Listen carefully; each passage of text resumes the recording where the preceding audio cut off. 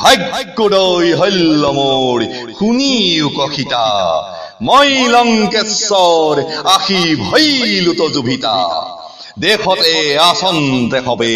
কাহিনী শুনিলো সাক্ষাতে দেখিয়া বৰ কৌতুক লভিলো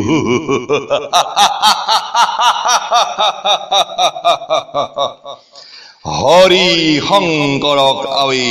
মোৰ নাহি শংকা সাগৰ মধ্যত মোৰ স্বৰ্ণপুৰী লংকা